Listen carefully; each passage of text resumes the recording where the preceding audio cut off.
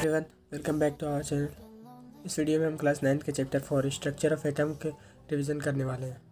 Chapter में हमारा पहला टॉपिक आता है चार्ज पार्टिकल्स इन मैटर। इसमें हमारा आता है when two bodies are rubbed then electrical charges produces. जब दो बॉडीज़ को यानी कि किसी भी दो बॉडीज़ को अगर आप एक दूसरे के साथ अगर रब करोगे तो उनमें एक इलेक्ट्रिक चार्ज प्रोड्यूस होगा। Goldstein in 1896 discovered the presence of new radiation in a gas discharge and called canal rays. These rays are positively charged and is also called protons. Goldstein ने 1886 में एक रेडिएशन का discovery की जो हमारा positively charge था, उसी को हम प्रोटॉन्स बोलते हैं। ये प्रोटॉन हमारा इलेक्ट्रॉन से 2000 गुना मास में ज़्यादा होता है। प्रोटॉन को P से डिनोट किया जाता है। इसके बाद जे थॉमसन ने इलेक्ट्रॉन की खोज 1900 में की थी। इसके बाद हम स्ट्रक्चर ऑफ एटम के बारे में बात करें। स्ट्रक्चर ऑफ एटम में हमारे किसी भी परमाणु का संरचना का बताया जाता है। एटम के स्ट्रक्चर को समझने के लिए हमारे से कई सारे साइंटिस्टों ने कई सारे मॉडल भी प्रस्तुत किए। According to Dalton's model of atom was indivisible and indestructible but discovery of two fundamental particles electron and protons inside the atom proves is wrong, so it leads the failure of Dalton's atomic theory. Dalton model के according हमारा atom individual और indestructible होता है, लेकिन हाँ discovery दो सब atomic particles की डिस्कवरी प्रोटॉन और इलेक्ट्रॉन की खोज के बाद यह थ्योरी हमारा झूठा साबित हो गया। Thomson was first who propose a model for the structure of an atom. Thomson model of an atom.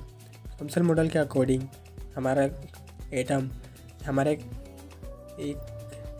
Watermelon और क्रिसमस के ट्री जैसा होता है, जिसमें वाटरमेलन में हमारे उसके बीज जिस प्रकार उसमें लगे होते हैं, उसी तरह हमारे एटम में भी इलेक्ट्रॉन्स और बाइटल्स में मूव करते रहते हैं और प्रोटॉन और न्यूट्रॉन हमारे न्यूक्लियस में प्रेजेंट होते हैं। थॉमसन ने एक मॉडल प्रस्तुत किया था जिसके अकॉर्डिंग जो हमारा स्फीयर होता है वो पॉजिटिवली चार्ज होता है और जो हमारे इलेक्ट्रॉन्स होते हैं वो उसमें धंसे हुए होते हैं, और पॉजिटिव और नेगेटिव चार्ज का जो मैग्नीट्यूड होता है वो दोनों का इक्वली होता है। इस मॉडल के अकॉर्डिंग जो हमारा एटम है वो इलेक्ट्रिकली न्यूट्रल है। तो ये इससे हमारे कई सारे साइंटिस्टों के क्वेश्चन जो थे वो इससे प्रूफ नहीं हुए, जिस कारण इस मॉडल को भी फेल समझा गया। थॉमसन मॉडल के बाद रदरफोर्ड ने अपना एटॉमिक मॉडल प्रस्तुत किया। उन्होंने एक एक्सपेरिमेंट किया जो गोल्ड के फॉइल और अल्फ़ा पार्टिकल्स के साथ हुआ था। रदरफोर्ड ने इस एक्सपेरिमेंट में गोल्ड के फॉल मतलब कि जो सोने की पन्नी थी उस पर तेज़ी से आ रहे अल्फ़ा के पार्टिकल्स को गिराया था, जिसकी वजह से जो हमारे अल्फ़ा पार्टिकल्स थे उनमें कुछ चेंजेस दिखाई दिए थे। ये अल्फ़ा पार्टिकल्स हमारे डबली चार्ज थे और ये हीलियम आयंस इनमें थे, जिसके कारण इनका मास भी 4u हो गया था और ये फास्ट मूविंग अल्फ़ा पार्टिकल्स थे, उनमें एक अमाउंट ऑफ एनर्जी भी थी। रदरफोर्ड ने इस अल्फ़ा पार्टिकल स्कैटरिंग एक्सपेरिमेंट में बताया जो हमारा परमाणु होता है उसके अंदर अधिकांश जो जगह होता है वो हमारा खाली होता है, क्योंकि जो हमारे अल्फ़ा पार्टिकल्स थे वो हमारे बहुत सारे अल्फ़ा पार्टिकल्स सोने की पन्नी से सीधे पार हो गए, बिना डिफ्लेक्शन के वो सीधे पार हो गए थे। एक कंक्लूज़न निकला कि जो हमारा एटम होता है उसके अंदर अधिकांश स्पेस हमारा खाली होता है। हमारा कुछ ही अल्फ़ा पार्टिकल्स थे वो डिफ्लेक्ट हुए, जिससे यह पता चला कि इसके अंदर हमारा पॉजिटिव चार्ज है जो इसे रिपेल कर रहा है, और हमारे जो कुछ अल्फ़ा पार्टिकल्स थे वो हमारे सीधे न्यूक्लियस से टकरा के वापस 180 डिग्री के डिफ्लेक्शन से वापस आ गए, जिससे यह पता चला कि जो हमारा एटम होता है उसके अंदर एक ठोस न्यूक्लियस होता है जिसके अंदर प्रोटॉन और न्यूट्रॉन होते हैं। इस गोल्ड फॉइल एक्सपेरिमेंट के थ्रू रदरफोर्ड ने अपना न्यूक्लियर मॉडल भी तैयार किया।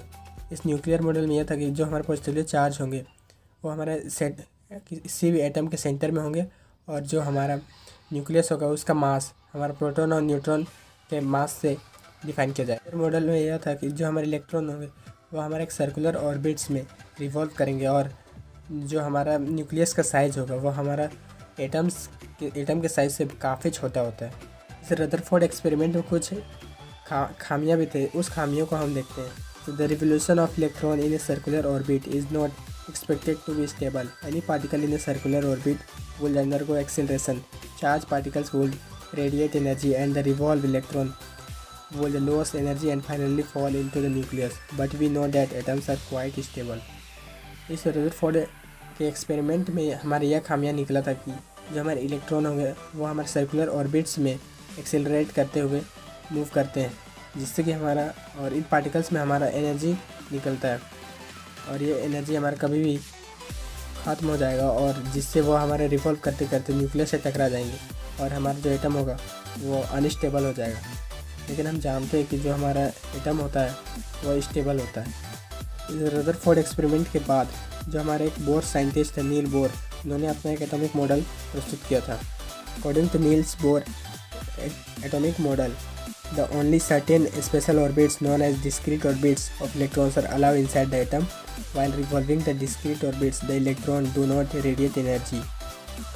नील्स बोर के एटॉमिक मॉडल के अनुसार जो हमारा जो इलेक्ट्रॉन्स थे वो हमारे किसी खास ऑर्बिट में रिवॉल्व करते हैं और वे घूमते हुए हमारे एनर्जी रेडिएट नहीं करते हैं, जिसकी वजह से वो इनमें जो एनर्जी होता है वो कभी ख़त्म नहीं होगा और ना ही ये न्यूक्लियस से जाकर टकराएंगे। इन ऑर्बिट्स और सेल्स को एनर्जी लेवल भी कहा जाता है। एनर्जी लेवल्स को हम KLMN इस टाइप के लेटर्स से डिफाइन करते हैं, जो कि हमारा ऑर्बिट्स का नंबर है। हमारा एक टॉपिक आता है न्यूट्रॉन। न्यूट्रॉन क्या है? न्यूट्रॉन है कि एक सब एटॉमिक पार्टिकल है जो हमारे न्यूक्लियस में रहता है और इसका मास हमारा जो प्रोटॉन होता है उसके बराबर ही होता है। न्यूट्रॉन को N से डिनोट किया जाता है और इसकी खोज 1932 में जेम्स चैडविक ने की थी। हमको न्यूक्लियस का मास अगर निकालना होता है तो हम प्रोटॉन के मास और न्यूट्रॉन के मास को जोड़ देते हैं, जिससे हमारा मास ऑफ न्यूक्लियस निकल जाता है।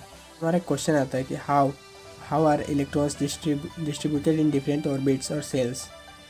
ये हमारे जो इलेक्ट्रॉन्स होते हैं वो ऑर्बिट्स में हमारे किस प्रकार से डिस्ट्रीब्यूटेड होते हैं। ये है कि जो हमारे इलेक्ट्रॉन्स होते हैं उनका डिस्ट्रीब्यूशन हमारे जो ऑर्बिट्स और सेल्स होते हैं उनमें अलग अलग होता है। ये डिस्ट्रीब्यूशन के लिए हमें एक फार्मूला दिया जाता है वो फार्मूला 2n² है। n हमारा नंबर ऑफ ऑर्बिट्स है।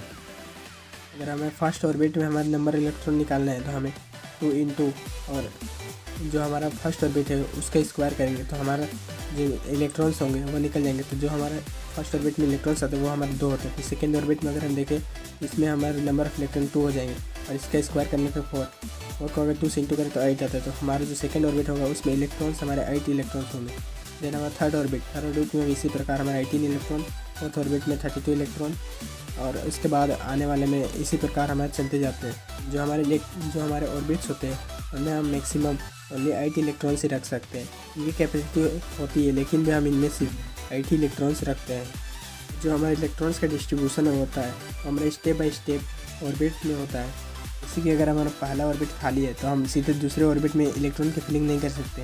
सबसे पहले हमें पहला ऑर्बिट में इलेक्ट्रॉन का फिलिंग करना होगा, उसके बाद हम दूसरे ऑर्बिट में इलेक्ट्रॉन्स को फिल करेंगे। डिस्ट्रीब्यूशन के लिए हमें एक फार्मूला दिया जाता है वो फार्मूला 2n² है। n हमारा नंबर ऑफ ऑर्बिट्स है। इसके बाद हमारा एक टर्म आता है मास नंबर। मास नंबर को हम A से डिनोट करते हैं और इसका सिंपली मीनिंग क्या होता है कि the sum of total number of proton and neutron is called mass number. किसी भी एलिमेंट को हम इस फॉर्मेट में हम रिप्रेजेंट करते हैं। जैसे x हमारा एलिमेंट हो गया, एलिमेंट का सिंबल x की जगह पे आएगा और z हमारा एटॉमिक नंबर और इसके x के जस्ट ऊपर हमारा एटॉमिक मास होता है। फिर हमारा एक नेक्स्ट टॉपिक आता है आइसोटोप। आइसोटोप सिंपली होता है कि वो एलिमेंट जिनके एटॉमिक नंबर सेम लेकिन उनके मास नंबर जो एटॉमिक मास होगा वो हमारा डिफरेंट होता है। एग्जांपल के लिए अगर हम बात करें तो हाइड्रोजन के हमारे जो आइसोटोप होते हैं प्रोटियम, ड्यूटेरियम एंड ट्रिटियम, इन सभी के एटॉमिक नंबर सेम होता है लेकिन उनके मास नंबर डिफरेंट होते हैं। फिर हमारा आता है कार्बन के भी हमारे आइसोटोप्स होते हैं जिनमें उनका मास नंबर सेम और एटॉमिक नंबर डिफरेंट। पहले का एटॉमिक नंबर 12 और दूसरे का 14 होता है। इनमें भी हमारे आइसोटोप्स आते हैं और ये आइसोटोप्स में इनके भी mass number different and atomic number same होता है। एक क्लोरीन पे हमारा 35 मास नंबर होता है और एक पे 37 मास नंबर। आइसोटोप्स की केमिकल प्रॉपर्टीज़ सेम होता है लेकिन जो फिजिकल प्रॉपर्टीज़ होते हैं वो हमारे डिफरेंट होता है। आइसोटोप्स के अगर हम एप्लीकेशंस के बारे में बात करें, अगर इनके यूज़ के बारे में बात करें तो इनके यूज़ हम देखते हैं। Isotope of uranium is used as a fuel in nuclear reactors. जो हमारे न्यूक्लियर रिएक्टर्स होते हैं उनमें हम यूरेनियम का आइसोटोप्स का यूज़ करते हैं। एंड हमारा नेक्स्ट आता है N isotope of cobalt is use in the treatment of cancer. Cobalt का जो आइसोटोप होता है उसका यूज़ कैंसर के ट्रीटमेंट में किया जाता है। देन हमारा आइसोटोप आता है आयोडीन का, उसका यूज़ हमारे ट्रीटमेंट ऑफ गोइटर में किया जाता है। जो हमारा गोइटर एक जो बीमारी होते हैं उसमें हम आयोडीन का आइसोटोप का यूज़ करते हैं। इसके बाद हमारा आता है isobar, the elements which mass number is same but different atomic number is different called isobars. जो हमारे वो एलिमेंट जिनके मास नंबर सेम लेकिन एटॉमिक नंबर डिफरेंट होते हैं उन्हें हम आइसोबार्स के नाम से जानते हैं। इनकी एग्जांपल के बारे में बात करें तो कैल्शियम और ऑर्गन। कैल्शियम का एटॉमिक नंबर 20 और इसका मास नंबर 40 होता है। इन ऑर्गन का 18 और इसका मास नंबर ऑर्गन का भी 40 होता है। तो ये हमारे आइसोबार्स होते हैं। तो आज की इस रिवीजन सीरीज़ में इतना ही, मिलते किसी अनदर वीडियो में।